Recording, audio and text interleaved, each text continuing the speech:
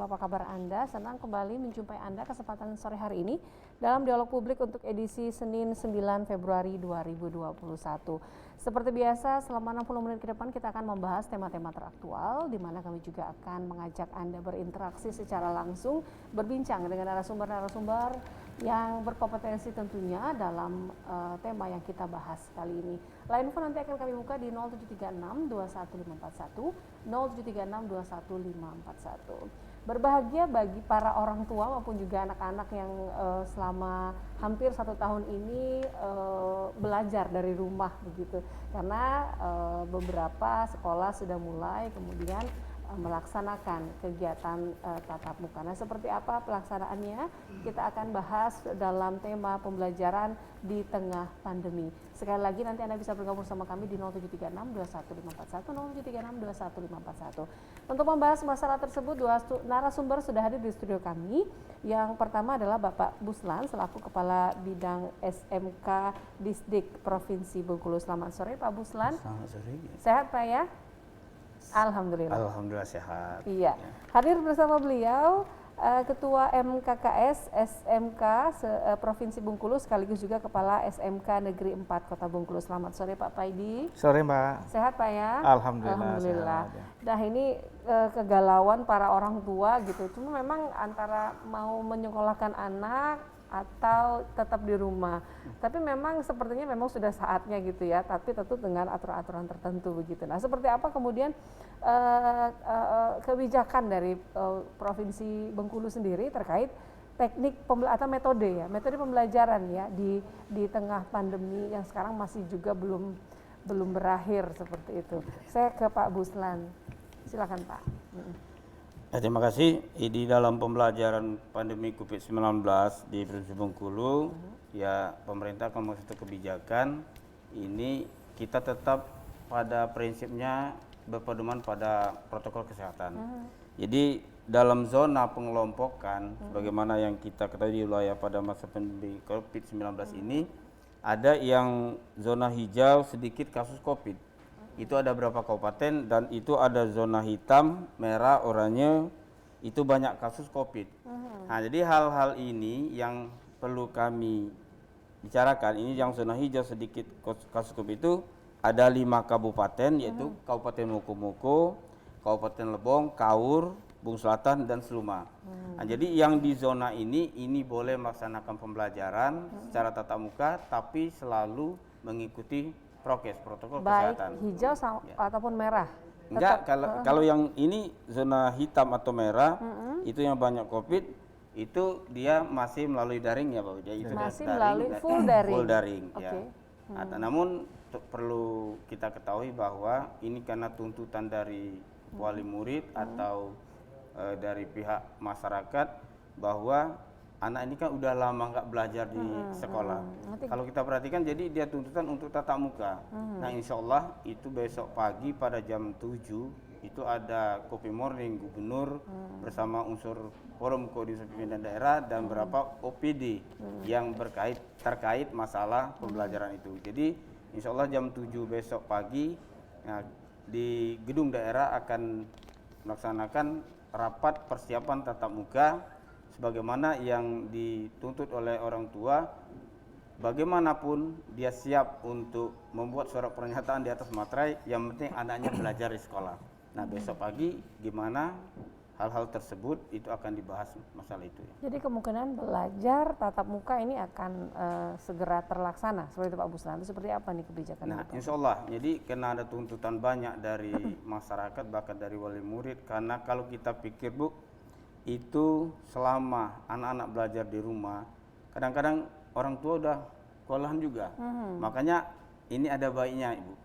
Ada baiknya, mudah-mudahan nanti setelah ada hikmahnya, setelah COVID ini kita udah tatap muka, nanti para wali murid selama ini kan terus terang aja, kita salah sedikit seorang guru mencubit itu udah disalahkan.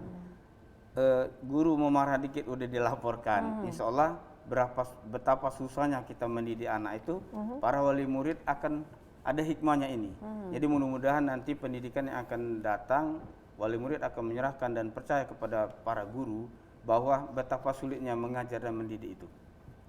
Oke, jadi besok ada Insya Allah. pertemuan dengan gambaran kemungkinan pelaksanaan pembelajaran dengan tatap muka ini akan segera berlangsung, tentu saja dengan aturan-aturan, protokol-protokol tertentu begitu ya, sehingga meminimalisir potensi penyebaran COVID-19 yang hingga hari ini masih banyak ya, terutama untuk wilayah Kota Bengkulu ini Kota, udah ya. masuk zona hitam atau merah ini Pak? Oke, Zona merah. baik seperti itu.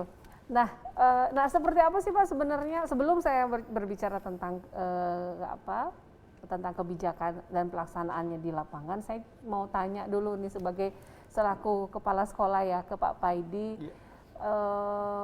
Anak-anak sih sebenarnya kepengenannya apa sih Pak, para siswa itu sendiri sebenarnya mau sekolah apa enakan di rumah gitu.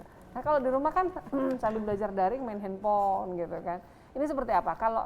Kalau dapat curhatan dari mungkin wali kelasnya, guru-gurunya, dari siswa-siswa sendiri, khususnya di sekolah Pak Paidi. Iya. Makasih Mbak.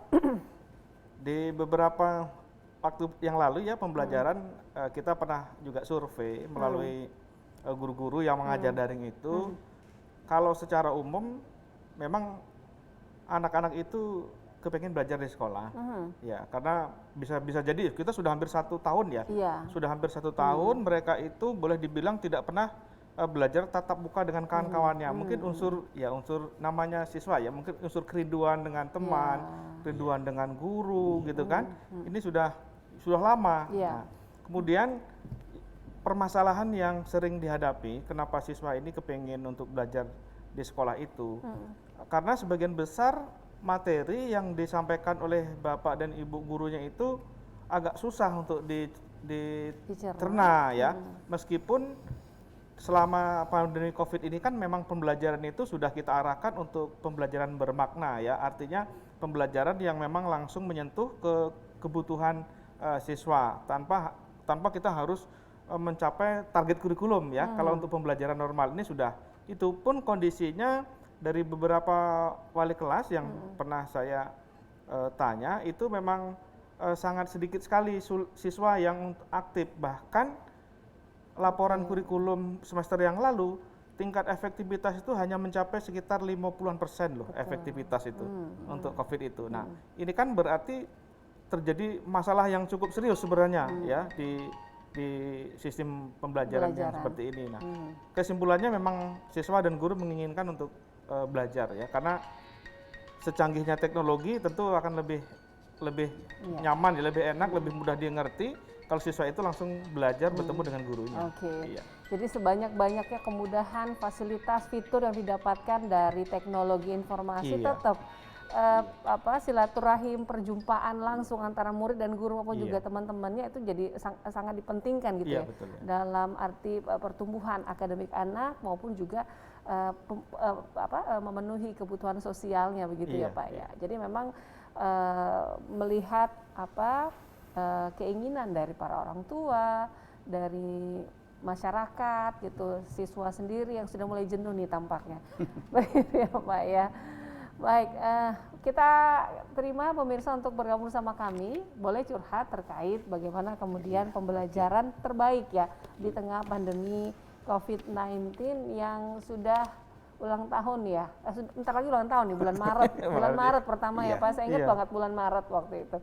Jadi kalau berbicara tadi anak-anak sudah mulai jenuh, kita pun yang tua ikut pelatihan secara daring itu kadang-kadang jujur ya dihidupin terus kita nggak fokus gitu ya Pak. Semenarik-menarik apapun gaya si pembicara juga tetap ada kurangnya gitu ya Pak ya. Ketika kemudian itu dilaksanakan tidak dengan tatap muka gitu, sudah rindu sekali. Nah, terkait tadi kembali mengenai kebijakan kemungkinan nanti akan dilakukan pembelajaran tatap muka. Nah, gambarannya seperti apa nanti Pak? Apakah full tatap muka dengan jumlah yang sama persis seperti pada saat sekolah biasa, atau seperti yang dilakukan oleh beberapa sekolah swasta yang saya lihat mereka hitungannya mungkin dalam satu kelas mereka berbagi yang datang hanya sekian orang gitu, atau full seperti sedia kala. Pak Buslan, seperti apa kebijakannya nanti? Jadi kebijakan pemerintah walaupun itu tatap muka, kita tetap mengikuti protokol kesehatan. Ini kemungkinan ya belum full langsung seperti pembelajaran sebelum COVID. Karena kenapa? Kalau kita langsung masuk seperti sebelum adanya COVID, kita takut nanti ya COVID ini ada di mana-mana. Pada prinsipnya kemungkinan kita akan dibagi, Bu. Tetap misalkan hari Senin ini kelas 1 masuk. Ya kelas besok kelas 2, lusa kelas 3. Sudah kembali lagi. Itu rencana dari kami pernah rapat dengan Kadisdikbud bahwa perencanaan itu kita sudah rindu sebagaimana dikatakan oleh kepala sekolah tadi, anak-anak sudah rindu untuk tatap muka dengan gurunya dan mungkin mau cerita sama teman-temannya, dan juga menurut saya secara pribadi itu Bu, itu udah sepantasnya tatap muka. Karena pada prinsipnya yang kendala bagi kami yang khusus, yang praktek, yang khusus SMK ini, itu kalau nggak praktek namanya bukan SMK. Iya, benar. Nah, oleh sebab itu tetap kami memakai ya petunjuk dari protokol kesehatan. Itu kadang-kadang dibagi dia. Satu kelas itu misalkan 30. Nah, itu dibagi 5, 5, 5. Dan jamnya diatur, Bu. Itu suatu kebijakan dari kami kepada sekolah. Yang berikutnya, kalau kita belajar nanti, insya Allah besok ada keputusan dari Forum Koordinasi Pemimpin Daerah besok bersama Gubernur dan dengan SKPD yang terkait, apapun keputusan besok, saya rasa itu akan kami beri surat edaran yang diedarkan oleh Gubernur sendiri. Nah, jadi besok kita apapun jawabannya, apapun hasil rapat besok, itu tetap akan diedarkan ke seluruh sekolah di provinsi dan kabupaten kota yang bersangkutan. Oke. Kerangkanya seperti apa sih Pak? Kapan kemudian jika ketok palu ya ibarat kata gitu ya Pak ya, pelaksanaan sekolah tatap muka ini kapan sekiranya akan dilaksanakan? Nah, kalau besok itu sudah merupakan kesepakatan dari Forum Koordinasi Daerah dan seluruh UPD yang terkait besok mengatakan bahwa kita dibolehkan untuk pertemuan tatap muka di sekolah, itu secepatnya Bu. Maunya sekolah ini udah menuntut ya. Ya juga anak-anak juga menuntut. Pada prinsipnya, mohon maaf ini Bu, kita lihat anak-anak sekarang. Ya kalau dia nggak tatap muka, apa jadinya? Benar. Sementara apa dikatakan oleh Ibu tadi, kalau kita hanya daring-daring aja itu nggak puas Bu, rasanya anak-anak mengikuti suatu pembelajaran. Dan juga efeknya kalau kita selalu daring ini menurut saya memang ini ilmu yang canggih, tapi yang khusus kita di kabupaten kadang-kadang sinyal nggak ada, dan juga kita lihat orang tuanya di segi fasilitas kadang-kadang nggak ada. Oke, kalau di kota menurut kita baik hal-hal seperti ini, tapi kalau kita yang khusus di kabupaten itu menurut saya kabupaten itu nggak seluruhnya sinyal ada. Betul. Pertama sinyal, kemudian alatnya. Alatnya, gitu ya. Ya udah itu mengingat ekonominya. Ekonomi apalagi di juga. COVID sekarang. Ya, Gitu. banyak sekali terdampaknya pandemi COVID ini terhadap kehidupan masyarakat. Sebelum kita nanti ke Pak Paidi dan juga berbincang lebih luas lagi tentang pembelajaran di masa pandemi, kita jeda dulu sejenak untuk beberapa informasi berikut ini. Pemirsa tetap bersama kami dalam Dialog Publik TVRI Bengkulu.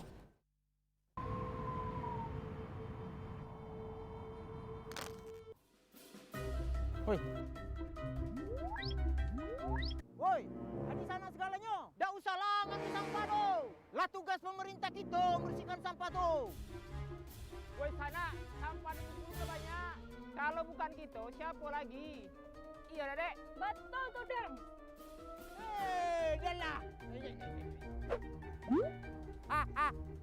Woi, sana.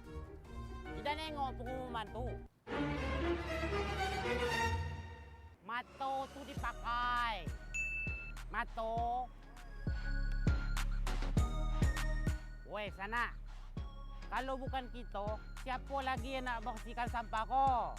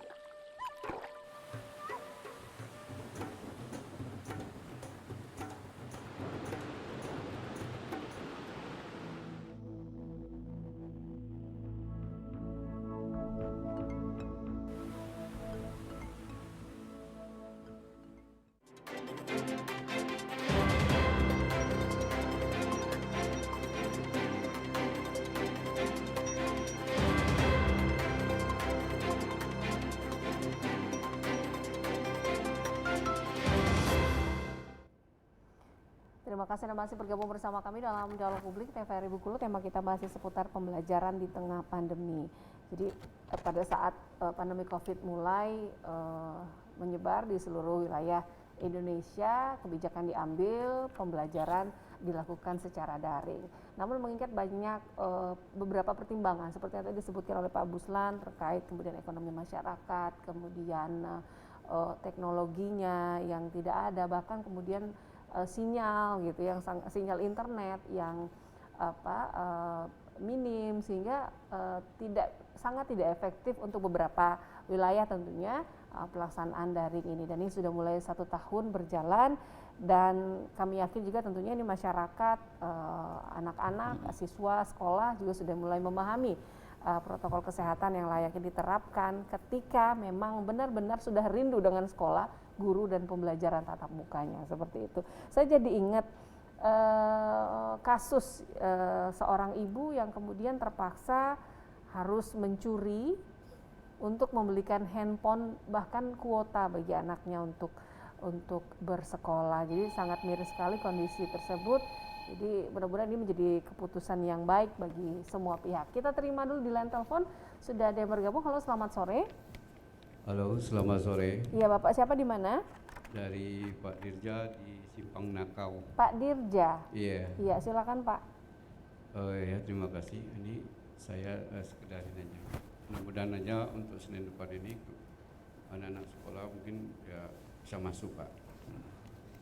Memang itulah ya orang tua yang diharapkan. Mungkin saya itu ya punya anak SD dan anak SMK. Bapak, ngobrolnya jangan hilang timbul Pak dengan handphone atau teleponnya Pak, didekatkan sehingga terdengar dengan jelas. Silakan Pak. Pak Dirja. Iya? Iya, silakan. Ini yang saya mau tanyakan ini gini, Pak. Seandainya sekolah ini nanti diberlakukan udah masuk full atau mungkin dibagi 2 atau jamnya juga bisa dikurangi, Pak. Nah, kami kan sebagai orang tua ini kan ada semacam surat perjanjian di atas materai ini, Pak ya, dari pihak sekolah. Nah, apakah ada sepengetahuan dari pihak Diknas sendiri, dari pihak Dinas tahu bahwa dari wali kelas sekolah itu untuk mengetahui perjanjian tersebut. Nah, itu kami juga sebenarnya bukan masalah keberatan dengan surat itu, cuman dari pihak Diknas atau udah mengetahui, karena surat edaran atau yang belum nanti ada imbauan waktu pas waktu kemarin itu katanya ada semacam masuk sekolah nanti ada surat dari pihak sekolah dengan wali murid gitu. Nah, kalau memang itu ini nanti saya mau nanya juga ini masalah kalau udah sekolah nanti apakah surat perjanjian itu masih berlaku atau tidak untuk kami sebagai wali murid. Yang kedua itu nanti kalau sekolah nanti sudah dibagi atau full atau tidak, ini setengah dari pihak dari pemerintah juga katanya belum untuk di pakaian sekolah seragam katanya harus pakaian bebas, nggak tahu itu kan. Mungkin dari pihak kementerian juga kayak gitu, kemarin saya ada baca surat edarannya gitu. Mungkin itu aja Pak, terima kasih. Assalamualaikum warahmatullahi wabarakatuh. Waalaikumsalam warahmatullahi wabarakatuh. Pak Dirja di Nakau, pertanyaannya terkait legalitas barangkali ya Pak, surat perjanjian di atas materai, sepengetahuan dinas atau seperti apa. Kemudian kedua, pakaiannya untuk pada saat sekolah gitu. Jadi kayak orang luar negeri nih kalau bebas pantas nih. Ya, silakan mohon dijawab Pak Buslan. Ya. Terima kasih. Ya. Jadi kami menjawab yang pertanyaan Bapak tadi, itu masalah yang surat pernyataan dari wali murid atau orang tua siswa. Jadi kemarin memang sebenarnya itu tuntutan dari wali murid sendiri, saking menyuruh anaknya tatap muka dan belajar langsung ketemu dengan gurunya. Jadi memang ada yang persyaratan itu diminta oleh wali murid sendiri, bahwa kami bersedia menandatangani surat perjanjian atau yang dinyatakan di atas materai ini asalkan anak-anak kami belajar. Maksud kami gini Bu, Bapak, maksud kami bukan kami nggak mau dalam kata mengikuti proses belajar mengajar ini, kita takut di musim COVID ini, sedangkan itu kan barang siapa yang melanggar aturan itu akan dikenakan sanksi. Jadi bagi kami khususnya di Bud Besi Bengkulu dan para guru SMA, SMK dan PLB, kami menerima itu karena sudah merupakan keputusan dan hasil rapat dari seluruh wali murid. Nah, kalau masalah sanksinya, kami katakan tadi, andai kata terjadi salah satu anak nanti yang kena virus COVID-19 itu, jadi kami para guru dan dari Dikbud bukan nggak bertanggung jawab, kita tetap menjawab, tapi sebenarnya nggak bisa dituntut gitu, karena orang tuanya sudah membuat surat perjanjian di atas materai. Itu bunyinya itu, manakala terjadi suatu hal yang tidak diinginkan dan sesuai dengan arahan dari pemerintah, maka kami tidak akan menuntut ya guru dan pihak dari yang menentukan kebijakan. Oke, karena tujuannya sebenarnya sama gitu, saling membantu saja seperti itu ya Pak ya. Oke, untuk pakaian tadi Pak, kalau sudah full sekolah lagi pakaiannya apakah bebas pantat, bebas gitu, atau gimana Pak? Ya kalau masalah pakaian itu kan kebijakan dari sekolah masing-masing. Ya. Jadi kita ada juga sekarang yang SD, SMP yang sudah masuk sekarang kan, tetapi tetap dia kelang sehari masuk. Pada anak saya sendiri pada prinsipnya itu pakaian bebas, belum pakai sekolah. Nah pada prinsipnya nggak jadi masalah kalau kita udah seragam. Kesepakatan kita dikembalikan kepada kebijakan sekolah masing-masing. Baik. Anak saya juga gitu tuh, hari ini pakai seragam, besoknya bebas gitu. Kalau sudah punya seragam ya dipakai, nggak apa-apa ya Pak ya gitu ya. Nah begitu untuk Pak Dirja di Simpang Lakau, pemirsa yang lain juga boleh bergabung sekali lagi di 0736215541. Saya ke Pak Paidin. Nah Pak, ini kan tadi kita berbicara tentang kebijakan, mudah-mudahan ini segera bisa sekolah tidak online by internet, tetapi online tatap muka gitu kan ya.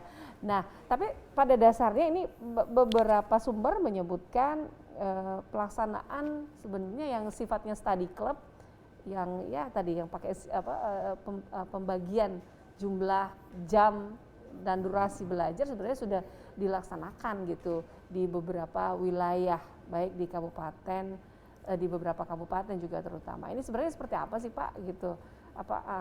Ke Pak Paidi. Ya, makasih Mak. Mungkin saya luruskan sedikit ya, ada pernyataan tadi Menteri pernah mengedarkan tuh pakaian bebas itu. Oh gitu. Kayaknya tidak seperti itu. Yang dipermasalahkan kemarin itu sekolah tidak boleh memaksa satu siswa untuk menggunakan atribut pakaian keagamaan tertentu. Nah itu yang terjadi di Sumatera Barat ya. Tapi sudah selesai itu karena di Sumatera sendiri sebenarnya tidak ada masalah. Kalau yang pakaian itu sebenarnya menurut saya, ini artinya saya berbicara secara pribadi ya, bahwa yang paling bagus itu ya silahkan menggunakan pakaian seragam, karena dengan seragam itu pertama kita melatih anak disiplin ya, betul. Dan mengingat misal hari Senin putih abu, hari Selasanya berubah lagi 3, itu kan satu. Yang kedua, kita memudahkan untuk mengidentifikasi ya bila mana ya terjadi sesuatu misalnya di jalan raya atau pulang. Betul. Dengan melihat seragam itu, sekolah cepat mengidentifikasi, oh itu anak saya, ini bukan. Nah ini tujuannya seperti itu. Terus kemudian juga untuk membedakan, ini sebenarnya siswa atau masyarakat umum gitu. Kalau siswa dipakaikan bebas, dikhawatirkan, mohon maaf ya, terkadang siswa itu kan masih dalam masa ego mencari jati diri. Betul. Dia akan tampil bagaimana berbeda dengan yang lain gitu. Kalau seperti ini terjadi, nanti dikhawatirkan siswa ini akan berlomba-lomba untuk menampilkan sesuatu yang mohon maaf mungkin tidak sesuai dengan norma budaya kita ya. Nah seperti ini yang dikhawatirkan. Maka lebih baik menurut saya menggunakan seragam sekolah saja, karena itu bisa dipertanggungjawabkan ya.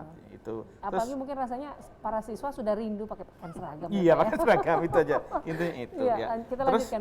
Terus yang kedua,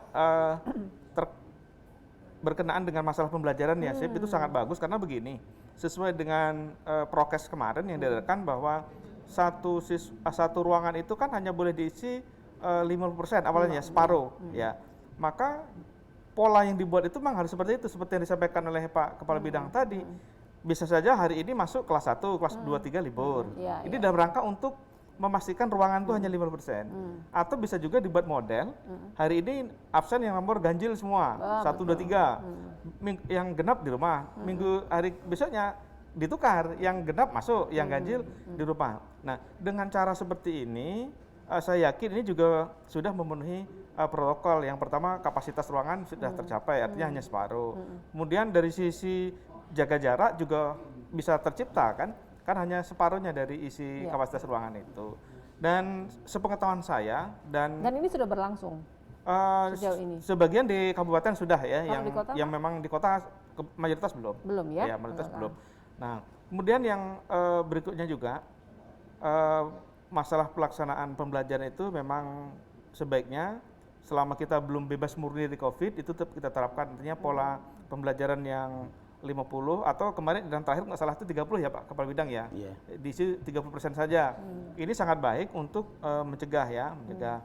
Nah, sepengetahuan saya dan laporan dari teman-teman baik di kabupaten, sesungguhnya sekolah itu sudah siap. Sekolah itu sudah siap.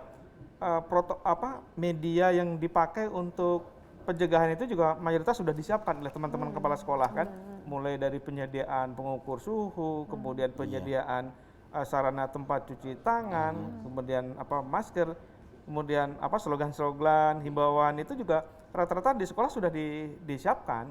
Nah ini tinggal nanti teknis pelaksanaannya aja diperketat betul gitu penerapan kalau ingin memang belajar tatap muka. Seperti itu. Saya yakin dengan seperti itu ya kita bismillah saja lah. Mudah-mudahan kita cepat keluar ya untuk menghentikan sebaran COVID-19 ini. COVID-19. Ya. Oke.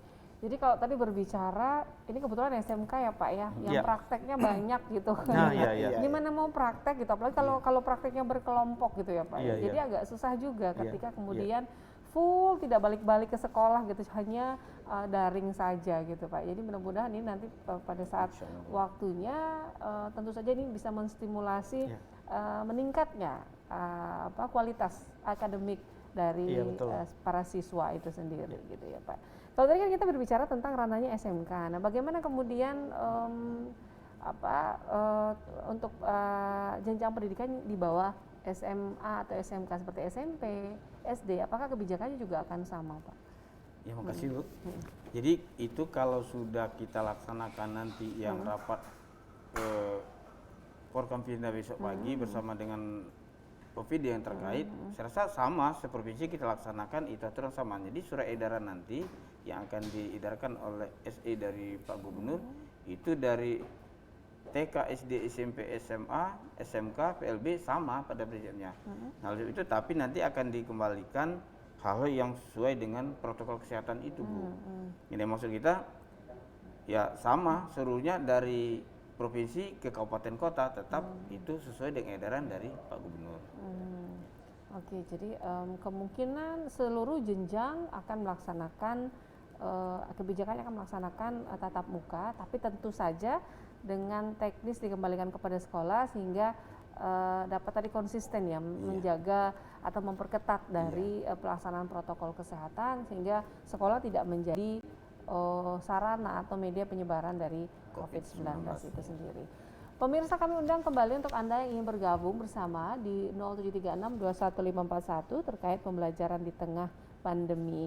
Baik, kita sebelum menerima telepon Anda kembali berbincang dengan narasumber kami, kita akan jeda dulu sejenak untuk beberapa informasi berikut. Tetap bersama kami di Dialog Publik TVRI Bengkulu. Ingat, lakukan 6M untuk melindungi diri kita, keluarga kita dari penyebaran COVID-19. M pertama, menggunakan salam syar'i. M kedua, menggunakan masker.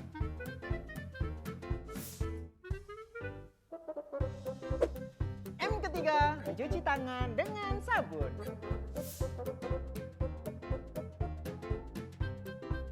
M keempat, menjaga jarak.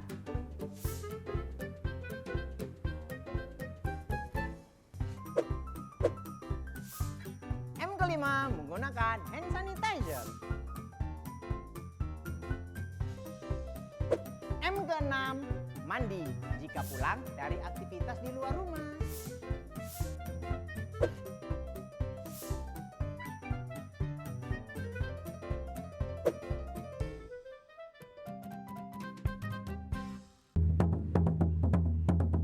Satu dari 4 gendang besar di dunia.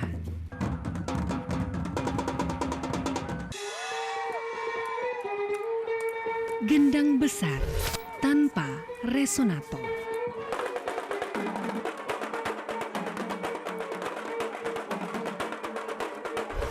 Alat musik, tradisi, dan kreasi.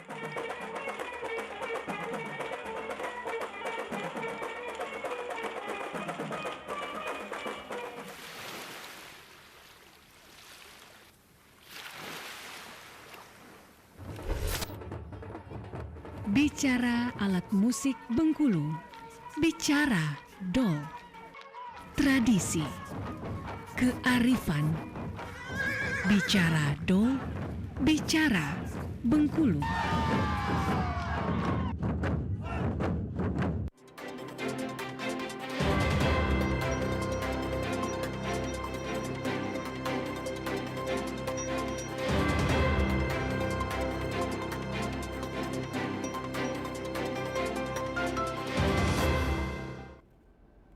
Terima kasih Anda masih bergabung bersama kami dalam Dialog Publik TVRI Bengkulu dengan tema pembelajaran di tengah pandemi. Line phone kami buka kembali bagi Anda yang bergabung di 0736 21541, 0736 21541. Kita masih bersama dengan dua narasumber saya, Bapak Buslan, Kepala Bidang SMK Dinas Pendidikan Provinsi Bengkulu, dan juga Bapak Paidi, Kepala SMK Negeri 4 Kota Bengkulu sekaligus Ketua MKKS SMK Provinsi Bengkulu. Sekali lagi di 0736 21541. Jadi pelaksanaan ini rencananya dari semua jenjang akan mulai kemudian melaksanakan pembelajaran tatap muka di tengah pandemi ini. Tadi Pak Paidi sempat menyebutkan porsi ya Pak ya, porsi kelas yang diisi pada saat tatap muka. Saat itu ini kebijakan yang lalu yang sedang diterapkan. Nah, kalau untuk yang sekarang sudahkah ada gambaran teknis kerangka pola pembelajaran tatap muka nantinya Pak Buslan? Terima kasih Bu. Jadi kalau pola pembelajaran yang masalah kelas tadi, saya rasa itu masih akan mengikuti sesuai dengan protokol kesehatan. Jadi kami belum berani Bu kalau full seperti sebelum adanya COVID, karena kita terus saja di Bengkulu khususnya itu kan masih banyak. Betul, yang kota Bengkulu ya terutama ya. Kota Bengkulu khususnya. Nah, maksud kita tetap kita bagi sebagaimana yang dikatakan oleh Ketua MKKS tadi, kita bagi. Andai kata ya seperti saya katakan tadi, hari ini kelas 1 seluruhnya masuk, besok kelas 2 masuk, lusa kelas 3 masuk, kembali hari keempat kelas 1 masuk lagi. Jadi kita akan mengurangi, dan juga ada dari sekolah-sekolah itu masing-masing kelas itu apa yang dikatakan oleh Pak Paidi tadi dibagi 2 dia, atau sesuai dengan yang ganjil genap seperti katakan tadi. Jadi kita walaupun nanti dibolehkan tatap muka, tetap kita mengikuti sebagaimana di aturan protokol kesehatan. Oke. Jadi masih mengikuti aturan yang disebutkan tadi seperti itu ya, agar tetap bisa menjaga protokol kesehatan. Nah, pertanyaannya sekarang memang ini kan tampaknya para orang tua, ini ada surveinya ya Pak ya? Ada surveinya yang benar-benar menginginkan, dan ternyata jumlahnya juga cukup tinggi gitu ya. Sehingga kemudian ya sudah kita mencoba untuk beralih ke pembelajaran tatap muka tentu dengan menerapkan protokol kesehatan. Namun tentu saja tetap saja ada kekhawatiran dari kita, para guru juga terutama ya, pihak sekolah, karena ini bertanggung jawab terkait pelaksanaan pembelajaran tatap muka. Kita saja yang kadang-kadang yang tua-tua ini ya Pak ya, kita ngumpul suka kebablasan juga gitu, nggak pakai masker, kemudian suka senggol-senggol, masih salaman dan sebagainya. Nah, seperti apa sih upaya yang kemudian lebih ditekankan agar memang protokol kesehatan itu benar-benar konsisten dilaksanakan gitu pada saat pelaksanaan tatap muka nantinya? Saya ke Pak Paidi. Iya, makasih Pak. Kan kalau anak-anak suka ngumpul-ngumpul bercanda ya kan Pak, ini yang dalam benak pikiran saya. Galau juga tapi mau sekolah juga gitu. Pak. Beberapa persiapan yang sudah kita diskusikan ya dengan tim internal di sekolah, dan saya yakin seluruh teman-teman kepala sekolah sudah melakukan ini. Artinya untuk mencegah itu ada beberapa langkah yang akan kita ikuti.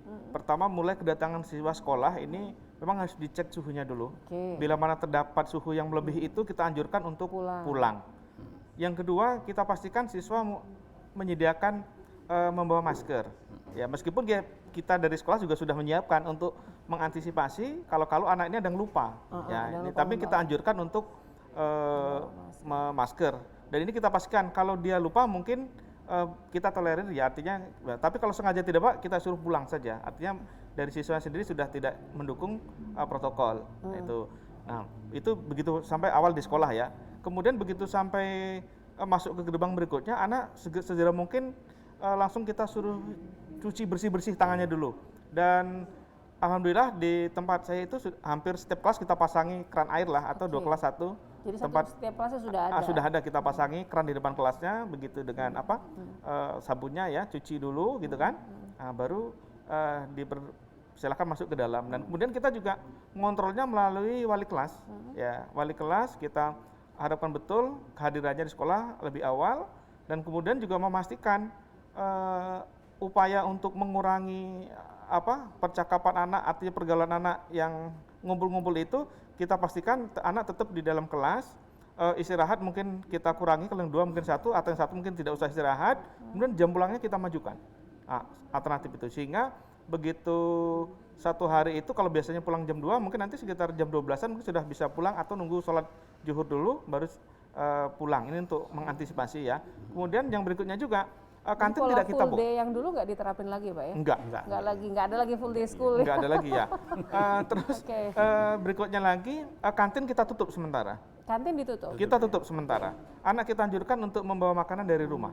Ya, sebab kita khawatir kalau kantin ini dibuka, nanti dia curi-curi waktu ke kantin ngobrol dengan kawannya kan. Nah, terus kemudian di situ juga kemungkinan anak berinteraksi lebih jauh ya. Nah, kalau kantinnya tidak dibuka, anak mau makan di rumah mungkin lebih terjamin. Nah, kemudian selesai pulang itu harapannya langsung pulang. Dan di beberapa sekolah tempat yang lain ini juga dibuat kesepakatan, tapi melalui komite, bahwa anak itu diantar oleh orang tua.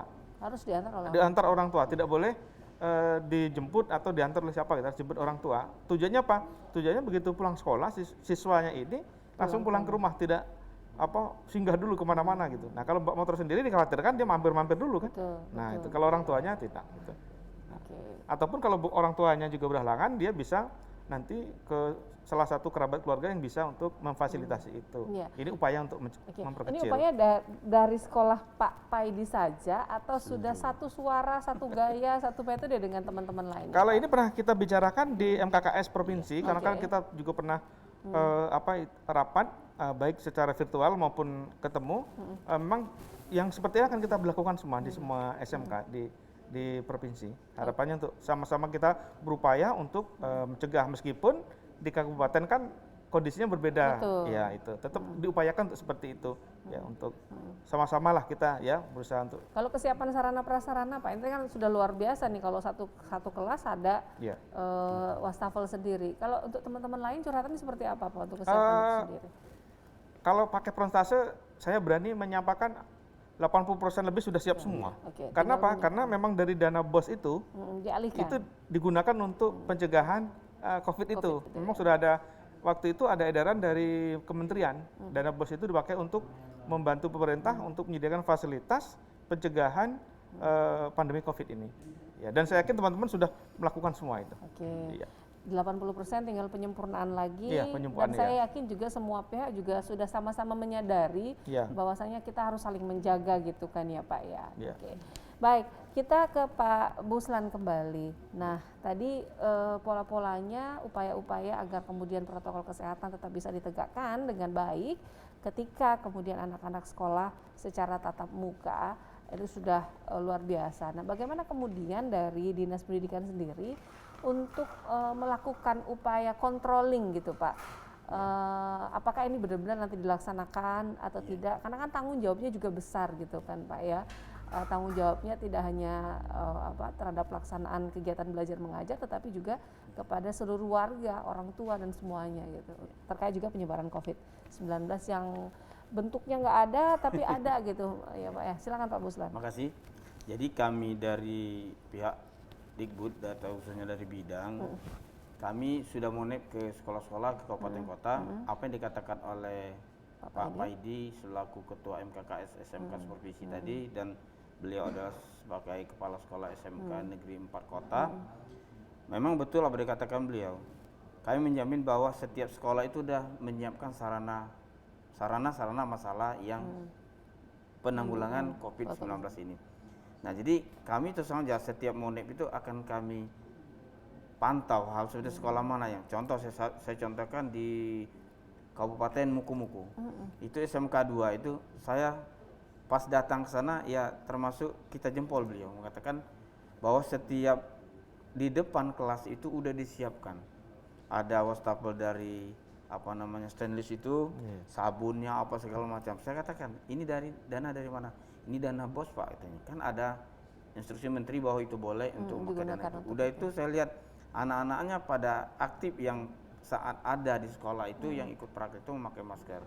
Nah, jadi maksud kami dari pihak Dikbud Provinsi Bengkulu itu memantau seluruh kegiatan khususnya ISM, SMK dan PLB, dan dari wewenang kami itu udah lebih dari 80% dia melaksanakan sarana seperti yang diharapkan oleh pemerintah. Oke, jadi kesadaran sudah luar biasa, ketersediaan sarana untuk kemudian menegakkan protokol kesehatan, usahanya juga luar biasa gitu, sehingga mudah-mudahan sudah pada siap ya Pak ya. Iya. Ada satu lagi Iya, lupa apa, tadi. Pak? Satu lagi upaya itu setiap sekolah kita sudah membentuk tim namanya Satgas. Iya. Itu sudah dibentuk Ya, setiap Satgas, sekolah. ya, Jadi udah ada. tim ini dibidangi oleh wakil kesiswaan, nanti beberapa tim dibentuk. Ini tugasnya untuk pengontrol pelaksanaan. Kontrol Lupa. pelaksanaan ya, Iya, baik jadi guru maupun juga anak-anak. betul. ya, Jadi Pak, ya? bisa mengawasi. Ini lupa tadi nyampaikan ya. Oke. Sedikit Bu ya, saya menambahkan beliau. Jadi kami rapat MKKS tingkat provinsi kemarin, memang itu kami wajibkan seluruh khususnya SMK itu membuat satgas COVID Satgas, ya. bagi siswa Di sekolah ya. Nah, untuk mengatasi hal-hal yang tidak kita inginkan. Yang betul apa dikatakan oleh Pak Paidi tadi, waktu saat kami rakor kemarin itu udah kami pastikan bahwa seluruh SMK harus dia mendirikan suatu satgas sekolah. Dan berikutnya Ibu, mungkin kami tanggal 17-18 nanti juga akan rapat MKKS khususnya. Ini akan tetap agenda kami yang utama sebagaimana kami menanggulangi bahaya COVID yang kita takutkan ini. Oke, baik. Sudah luar biasa, sudah sempurna rasanya persiapan gambaran terkait teknis pelaksanaan tatap muka. Namun satu hal yang ingin saya tanyakan nih Pak, walaupun tadi kan secara survei sudah tinggi sekali ya Pak ya, ada yang bahkan 100% menginginkan anak-anaknya sudah mulai sekolah tatap muka, tetapi pasti ada beberapa persen lainnya yang belum menyatakan setuju untuk anaknya sekolah secara tatap muka. Nah, porsi yang tidak setuju ini apakah kemudian difasilitasi atau seperti apa Pak? Pak Buslan. Baik Bu, jadi sebagaimana yang katakan kita hasil survei pembelajaran tatap muka yang udah menginginkan tatap muka tadi, jadi saya sebutkan dulu Bu ya. Boleh, Itu Kaur 90%, Bung Selatan 95%, Seluma 100%, bahkan Bengkulu 97%, Bengkulu Utara 90%, Rejang Lebong 98%, Lebong 100%, Kepayang 95%, Muko-Muko 95%, Kota Bengkulu 94%.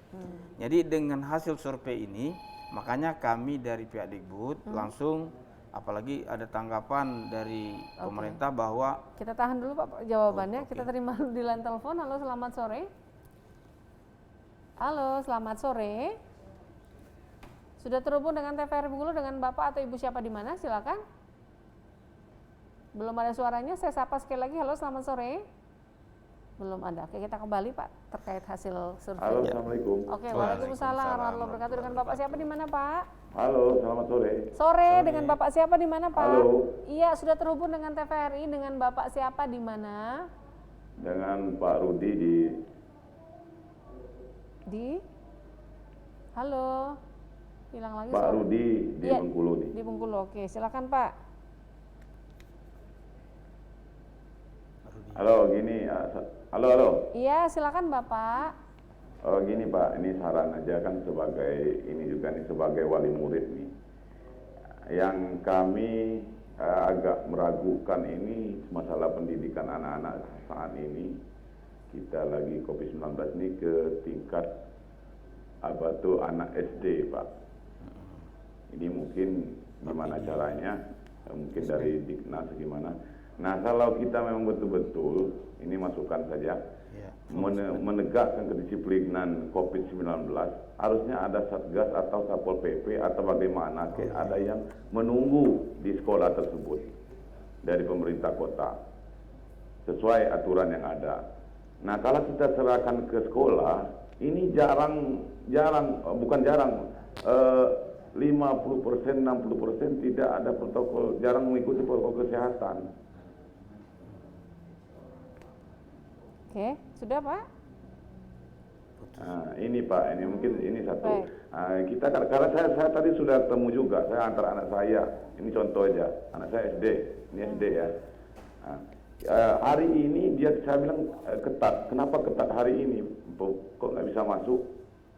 Ada laporan begini begitu, laporan begini begitu. Nah, kita tidak mau ada laporan begini begitu gitu maksudnya. Kalau memang itu disiplin mau menegakkan protokol kesehatan, ayo pemerintah kota atau Dignas jaga gimana caranya kita mengatasi di sekolah itu gitu. Mungkin itu.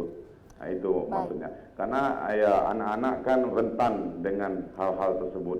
Dia belum memahami. Mungkin banyak yang harus diarahkan gitu. Baik. Mungkin itu aja Bapak, Ibu. Terima kasih banyak. Assalamualaikum warahmatullahi wabarakatuh. Waalaikumsalam warahmatullahi wabarakatuh. Pak Rudi, ini masih tentu saja pasti ada kekhawatiran ya begitu untuk menitipkan anaknya untuk kemudian mengikuti sekolah tatap muka. Itu juga yang saya tanyakan tadi. Namun jawabnya usai jeda berikut. Pemirsa tetap bersama kami dalam Dialog Publik TVRI Bengkulu.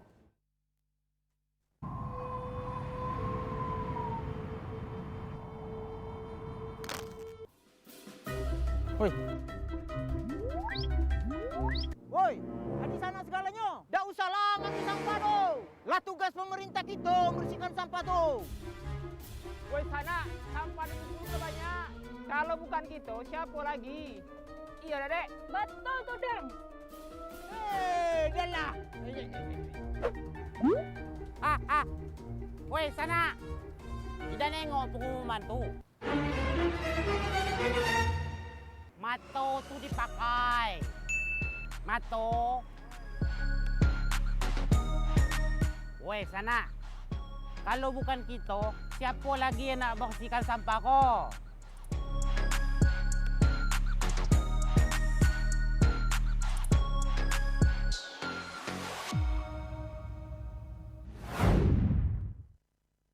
Ingat, lakukan 6M untuk melindungi diri kita, keluarga kita dari penyebaran COVID-19. M pertama, menggunakan salam syar'i. M kedua, menggunakan masker.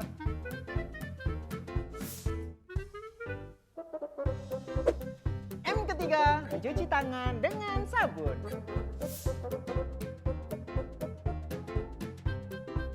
M keempat, menjaga jarak.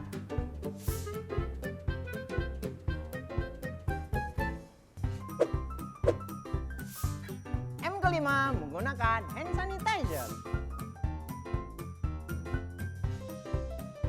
M keenam, mandi jika pulang dari aktivitas di luar rumah.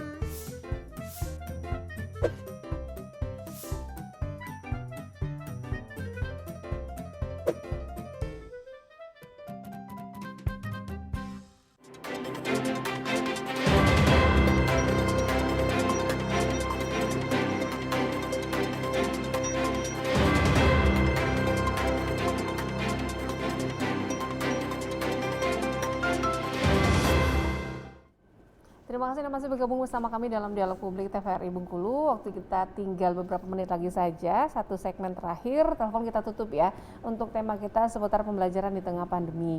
Nah, ini tadi pertanyaan dari Pak Rudi di Bengkulu, karena masih ada kekhawatiran untuk menitipkan anak, karena mungkin anaknya usia SD gitu ya, namanya anak-anak mungkin agak susah kita untuk kemudian mendoktrin pakai masker, cuci tangan dan segala macam gitu ya. Nah, permintaan dari Pak Rudi sebaiknya dari pemerintah daerah gitu harus ada menempatkan satgas yang menunggui gitu, memonitoring setiap harinya, bukan dari pihak sekolah tetapi dari pemerintah dari luar, dalam artian di bawah pemerintah daerah tersebut. Pak Rudi, mungkin Pak Rudi, Pak Buslan, Pak Rudi nelpon tadi. Silakan Pak Buslan. Terima kasih Pak Rudi. Jadi kalau kita lihat dari pembagian kelompok sistem belajar, jadi kalau SD dia harus lebih kecil kalau kita mau ya mendisiplinkan atau kita mau mengatasi bahaya COVID-19 ini. Jadi misalkan kalau di tingkat SMA, SMK itu satu ruangannya 10 orang atau 20 orang, maka SD itu lebih dikit lagi dia. Jadi 30% dari jumlah kelas. Jadi itu akan mengurangi hal tersebut. Yang berikutnya, kita terus saja bukan kita nggak menerima apa saran, kita terima saran itu. Setiap orang tua merasa kekhawatiran bahwa COVID-19 itu akan terjadi pada anak kita. Namun terus saja kita dengan anak kita dari rumah sampai ke sekolah itu kita tanamkan betul. Yang namanya masker, cuci tangan dan segala macam itu yang untuk menghindari dari wabah daripada COVID-19 itu. Jadi kalau yang berikutnya katanya Satpol PP setiap sekolah itu harus ada, mungkin ikut keterbatasan itu Pak. Jumlahnya berapa, jumlah sekolahnya Satpol berapa PP kita gitu. seberapa. Nah, jadi kalau setiap kantor, setiap sekolah dari TK, SD, SMP, SMA dan PLB itu mau ada Satpol PP rasanya itu nggak mungkin. Jadi tapi masukan itu terima kasih. Kalaupun ada rakor atau rapat itu akan kami beri masukan kepada pihak yang berkepentingan. Makasih Bu. Jadi kita memberikan kepercayaan kepada sekolah, mudah-mudahan bisa dapat menjaga amanahnya pun ketika ada oknum barangkali yang tidak lalai begitu sebagai bagian dari satgas di internal kemudian lalai, ya berikanlah masukan seperti itu ya Pak ya ke sekolahnya masing-masing seperti itu. Nah ke Pak Idi ada yang ditambahkan Pak? Iya, kalau menguatkan kalau untuk level pendidikan menengah ke atas seperti kata Pak Kabid tadi, memang dengan persentase sekitar 50% itu saya yakin ya kita bisa untuk melakukan pencegahan itu ya, karena siswanya sudah bisa diarahkan ya. Tapi untuk yang jenjang SD ini saya sangat setuju Pak Kabid tadi menyarankan jumlahnya itu diperkecil. Nah mungkin menurut saya ya yang bisa dilakukan juga di sekolah itu biasanya kan di sekolah itu dia punya semacam PUMG ya, perkumpulan musyawarah orang tua dan guru ya. Betul, pasti. Nah ke depannya barangkali itu diaktifkan saja, karena kalau kita ingin didampingi oleh seorang Satpol PP satu sekolah kayaknya jumlahnya nggak cukup deh di kota ya. Yang paling bagus itu justru untuk menimbulkan kepedulian pihak orang tua itu aktifkan peran PUMG. Artinya apa digilir dalam seminggu itu. Jadi satu orang tua nanti dia bantu sesekali ke sekolah gitu. Jadi bisa melihat seperti apa perkembangannya. Kalau di kelas itu isinya misalnya ada 20 aja kan berarti ada 20 orang guru, satu hari 2, berarti di kelas itu ada 3 wali kelas tambah 2 orang guru, nanti begitu juga berikutnya. Jadi ini bisa membantu. Sebab kalau guru itu tidak dibantu seperti itu, kalau ingin mencegah namanya anak-anak kan, saya yakin kewalahan gurunya. Ya. Mungkin yang paling bagus itu lebih diberdayakan peran PUMG-nya itu. Saya yakin kan semua SD punya itu kan PUMG. Nah, mudah-mudahan dengan cara seperti itu ya kita bisa sama-sama mencegah dan COVID semoga segeralah ya kembali ke Wuhan sana. pulang kampung lah ya. Musnah gitu ya. Jangan pulang kampung pindah kemana nanti. Gitu. Ya mungkin itu aja. Iya siap Pak. Jadi memang peran orang tua yang harus aktif juga gitu. Berikan masukan ketika mungkin memang belum aktif, datangi mungkin berikan masukan gitu kepada pihak sekolah untuk kemudian menyempurnakan pola-pola pelaksanaan protokol kesehatan agar tetap bisa berjalan dengan selayaknya begitu ya Pak ya. Nah terkait tadi pertanyaannya saya, ketika kemudian ada pihak keluarga atau orang tua yang kemudian tidak menyetujui, saya tidak akan tidak menyetujui, apakah kemudian menyetujui untuk mengikut sertakan anaknya sekolah tatap muka? Apakah kemudian akan difasilitasi dan fasilitasnya dalam bentuk apa? Saya ke Pak Paidi dulu boleh. Makasih. Saya luruskan sedikit tadi Bapak Kepala Bidang menyampaikan hasil survei kan tidak 100% semuanya. Betul. Tidak 100% itu karena diakibatkan orang tua tidak mengembalikan hasil survei. Bukan dia tidak setuju. Cuman mungkin apa bisa jadi dia lupa atau hilang lembar itu. Bisa jadi suka gitu ya Pak. Ya karena itu diminta di awal semester kemarin. Sudah lama ya. Sudah lama. Tuh. Kemudian kalau memang sekiranya nanti ada orang tua yang memang betul-betul berhalangan, kita akan coba fasilitasi. Kan di dalam teknik belajar itu ada yang namanya belajar mandiri ya. Nanti sistem konsep penilaiannya menggunakan portofolio. Jadi dia mengerjakan sendiri nanti portofolionya. Nah, pengumpulannya nanti bisa diantarkan lewat jasa pos juga boleh, atau lewat Grab juga boleh, atau diantarkan langsung ke sekolah juga boleh. Nah, tetap akan kita fasilitasi kalau memang orang tua yang memang betul-betul tidak mengizinkan, karena kita juga tidak boleh memaksa dalam hal ini ya. Nah, insya Allah kalau lihat dari data yang masuk, kalau di kota itu sudah mencapai 94% itu karena data tidak kembali. Dan mudah-mudahan yang kita khawatirkan bisa lah ya untuk apa kita hindari. Tetap kita fasilitasi. Baik, seperti itu ya. Ada tambahan Pak Buslat terkait pertanyaan saya tadi? Ya. Jadi yang khusus masalah kalau andai kata orang tuanya belum setuju, ya sebagaimana yang kami ya sarankan dengan sekolah, pihak sekolah, dia tetap memfasilitasi anak-anak kira-kira orang tuanya belum setuju. Sebab kekhawatiran itu memang ada pada diri kita sendiri, juga ada kekhawatiran bagaimana kalau anak kita sering berkerumunan di sekolah-sekolah. Jadi yang khusus kalau ada orang tua yang belum ya setuju dengan tatap muka, dan juga sudah kami informasikan kepada seluruh sekolah, dia tetap memfasilitasi sebagaimana dikatakan oleh Pak Paidi tadi. Mungkin kalau memungkinkan lewat daring tetap, dan juga ada tugas-tugas dari guru bagaimana dikasih tugas dan dikumpulkan bentuk soal atau apapun. Jadi itu pasti Bu akan kami fasilitasi di setiap sekolah akan melaksanakan hal itu. Oke. Baik, semoga kita harapkan rencana yang mulia ini agar pendidikan bisa kembali bangkit gitu ya Pak ya, dengan kualitas yang jauh lebih baik lagi, walaupun di masa pandemi bisa terlaksana dengan baik dan bisa secara konsisten menjaga pelaksanaan kegiatan pembelajaran ini dengan protokol kesehatan yang baik. Nah, terakhir saya ke Pak Paidi, silakan. Apa yang disampaikan terakhir? Harapannya kepada seluruh orang tua, mari ya sama-sama kita bekerja sama, sebab tanpa dukungan Bapak dan Ibu selaku orang tua, kami pihak sekolah juga sepertinya sangat berat untuk bisa mendukung program pemerintah ini untuk pencegahan COVID. Betul. Nah, oleh sebab itu kami sangat membutuhkan sekali kepedulian dari orang tua, kerjasama dari orang tua. Mari sama-sama kita dukung program pemerintah ini supaya kita bisa segera keluar dari zona wabah COVID ini dan kita bisa kembali melaksanakan pembelajaran seperti sedia kala. Itu saja. Baik, terima kasih Pak Paidi. Terakhir mungkin Pak Buslan, silakan. Saya menambahkan yang apa dikatakan oleh Pak Paidi tadi.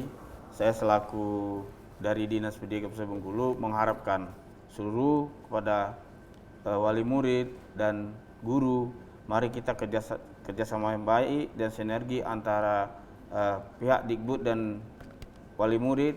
Bagaimana kita menciptakan suasana belajar yang harmonis, walaupun ini posisi COVID-19 ini, namun kita tetap mengikuti ya sesuai aturan dari protokol kesehatan. Itu aja. Terima kasih. Baik, terima kasih Pak Buslan, terima kasih Pak Paidi atas kehadirannya hari ini. Semoga dunia pendidikan cerah kembali, corona pergi gitu ya.